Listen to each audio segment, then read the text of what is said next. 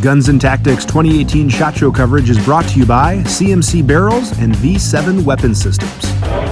Hey guys, welcome back. Chris Tran for gunsandtactics.com here at SHOT Show 2018. We're at the TNVC booth with my friend Chip Lasky. Chip. How's it going, Chris? It's good, brother. Thanks so much for having us back again.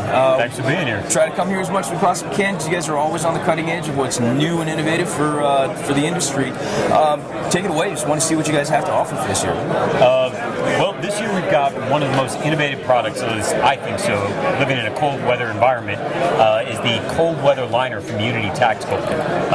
TNVC, we kind of be that niche place to get night vision, thermal, lasers, helmets, all the various accoutrements that you need to operate in the dark. But anything that works with the helmet is kind of in our wheelhouse. So the cold weather liner solves a lot of problems that I personally have had, as well as anyone else that's ever worn a tactical helmet, a ballistic helmet, military, law enforcement in the cold.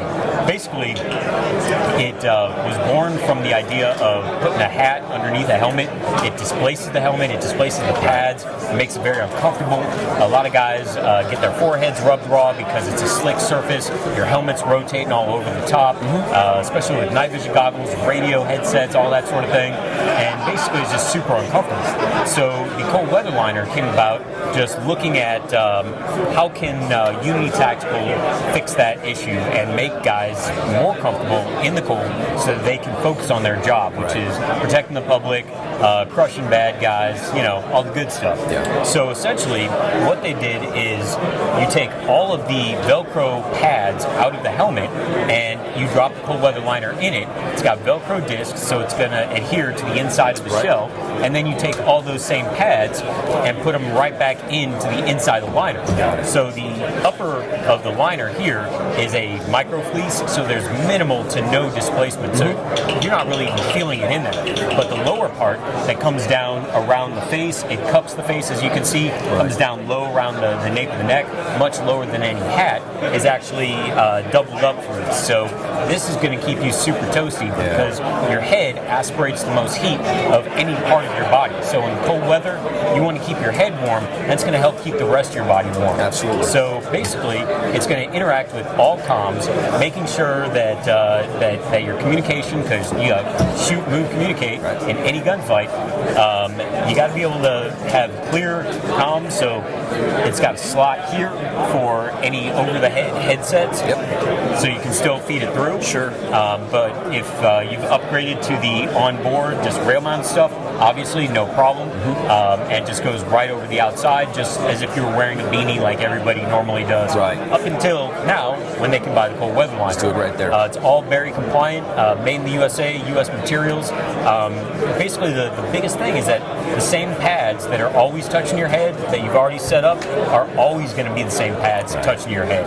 So you've got, again, no displacement, you've got the most warmth, you got the most coverage of your face, of your neck, and obviously of your head. This is a total game changer. If you're a cop anywhere north of Texas, well, hell, even in... Sometimes in Texas, Louisiana, I think, is like at 20 degrees this year. So if you're a cop in general and you wear a helmet or you're a war fighter, this has got to be part of your kit. It's just a stupid, simple idea that no one's done yet. Unity Tactical, we carry a lot of their products. They've just got that niche market, niche branding. They see a problem that is plaguing people and they just solve it. Right. So is this something that's available currently, or is this going to come out a little bit later on in the year? We're being told that look for this available first quarter, second quarter. It's going to be black, tan, green. They'll do contract colors, contract patterns for the fleece. If military wants to order, a whole bunch of them, they'll do multicam, CAD pat for our friends to the north. Been a lot of interest by foreign militaries, especially guys in Eastern Europe and Northern Europe. This is just a game-changing. Just another smart, product. simple idea that's perfectly executed as Absolutely. usual from them. That's outstanding. All right, well, moving on. What else do we have going on here? Speaking of game-changing products, Hello there. The AN-PVS 31A is the current standard issue goggle for U.S. SOCOM, JSOC, USASOC, pretty much all special operations units within the U.S. arsenal, as well as many of our NATO allies. It's a great goggle. It can be powered off of an onboard battery or a remote battery, but I'm not telling you guys anything that y'all don't already know. This goggle's been around for a few years. But one of the biggest problems with it is that the battery pack on the back of the helmet that everyone uses has minimal Velcro adhesion. Right. So when guys go to stick it on the back of the helmet, it sticks, but as soon as you do any sort of high speed, high angle, high intensity thing, forget about jumping it, but just doing some fast roping or something like that, that battery pack goes flying off. So guys are resorting back to what we were doing back in the early 2000s by taking bungee cords and trying to ghetto rig it onto your helmet, and that still doesn't work, but it's better than nothing. Sure. So basically TNVC, we've upgraded our Mohawk to a Mark III. Okay. Mohawk has been one of the most popular products that we've come out with. It's a total counterweight system, organizational system, basically just cleans up the back of your helmet. But knowing that SOCOM and all of our special operation brothers are all running this goggle right now, we need to do a Mohawk specific for the PVS 31. Right. So the Mark III, basically, it's small, it's got a ton of Velcro adhesion, it's got the standard Mohawk landing pad up here. It's going to give you secondary retention for pretty much any strobe from the MS-2000 on up to the Core Survivalist, Core Survival Hellstar 6. I've seen guys put soft T tourniquets up here. I've seen guys put rolled up bags of Red Man up here. I mean, anything. It's got a pouch. It's going to hold that battery pack. You're leaving your IR strobes exposed that are built into the battery pack. You've got lower access to the strobe on-off. You've got the power out for going around to the front for the goggle. Yep.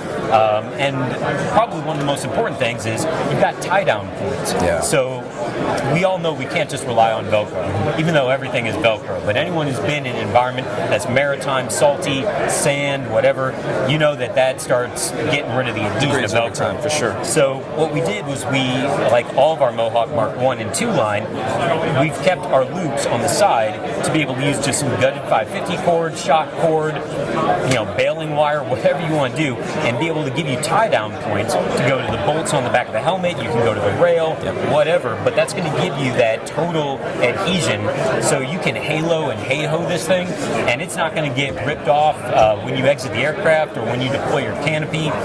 This thing is going to stay on there. So this is solving a lot of problems, and it's giving you that camouflage. It's available in all the different multicam patterns. We'll do special patterns, Cryptech or ATAX or whatever on demand. We've had some inquiries by guys in the Navy for AOR, but it's available in pretty much any pattern you want, and it's shipping now. We've already been selling them to several special operation law enforcement, federal law enforcement units, as well as military special operation units. That's outstanding. So this is going to be the third iteration of that. The first one was mostly battery counters was pretty much a battery tray and scalable weights for if you got a goggle that doesn't have any kind of remote battery. Right. Mark II is going to hold an Andis battery pack. Right. Mark III is going to hold the PVS 31 battery pack. That's perfect. Yes, pretty much mounting solutions for pretty much everything that's out there right now. That's absolutely. Thank you. And continuing on the theme of adding to legacy systems, our very popular TAPS system. TAPS is the Tactical Augmented Pressure Switch. It's been out for a couple years. We've been constantly improving it, constantly developing new solutions for it. Basically, we're pretty much in our third generation of TAPS at this point, and it has been extremely well received. It's the only dual pressure switch, actually the only pressure switch that is hardware bolted onto rails. But we've had a lot of requests for lights other than Surefire. Right. Up until now, the only light that we've really been using is Surefire and a standard crane-style laser plug. Well, new for 2018, later this year, will be the Streamlight variant. Streamlight's one of the most popular light brands out there, especially in the law enforcement communities. It's a very affordable, very robust, very high-performing light. So we're super excited to be able to start servicing that market more. The lead is going to include this screw-on tail cap because Streamlight actually integrates their pigtails into the tail cap. So it's going to be a total plug and play. Still going to be able to lock directly onto M-Lock, P-Mod, and quad rail 1913. So that's a big step for law enforcement especially. But Streamlight's really catching on the commercial market just due to the affordability and the value you get. In that same vein, we've got the Steiner variant. I call this the Steiner because we've got a standard crane plug, Steiner and Insight both make plugs for the standard issue lasers, but the battle lights that Steiner makes, the Mark 4s and 5s and things like that, they use that same plug to activate. They don't have a proprietary one for just their lights. So this is literally a dual Steiner lead that's going to go into any crane style plug laser. This is a D-ball. It'll go into PEC 15s, Appials, LA5s, B.E. Meyer Mall, any of those, but also work with this well-used Steiner Mark 4, Mark 5s, any of their rail-mounted weapon lights. That's outstanding. So Gen 3, basically third version coming out of the taps, and it's just really saturating the market in terms of being able to kind of plug and play with so many more options that are out there. So it's not just for the Surefire guys that have been running those forever. That is outstanding, especially with the cost affordability. I'm really digging on this because Streamlight really has been kind of up in their game lately. If you guys be able to adapt to that and kind of take care of that market, so they're not having to go out and buy a whole new system to accommodate this mounting solution. Pretty much the two biggest names right now in tactical lights are going to be Streamlight and Surefire. So we're just trying to get more products onto the market so we can reach more customers because taps, I mean, you can't beat the tactile feel of their buttons and the fact that it locks on there rather than just kind of rocking on there. It's not going to get brittle in the super cold or super hot environments. It's going to stay on the rail. It's going to be where you want it, and you can definitely feel that positive click down when you press it.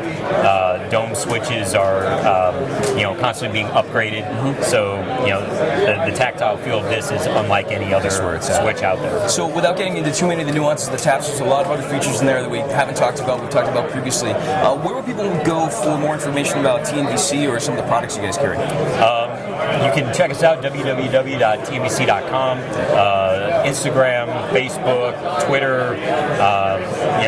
We're kind of all over social media.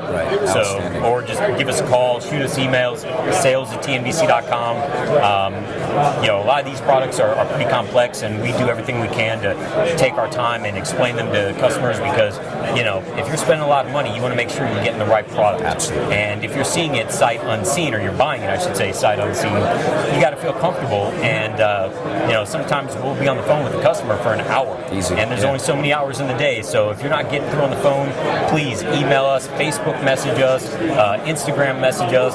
We will get back to you. That's outstanding shit. Well, listen, thank you for taking the time. I know it's a busy day and we're taking a lot of your space, but really, really appreciate you bringing these amazing products to the market, helping everybody get home with their families. That's really what it's all about. So much respect to you, man. Thank you so much. Great seeing you. Likewise. Chris Rand with Guns and Tactics. Please follow us on the web at gunsandtactics.com or all of our social media channels. Stay tuned for more SHOT Show 2018 coverage. We'll be back with you soon.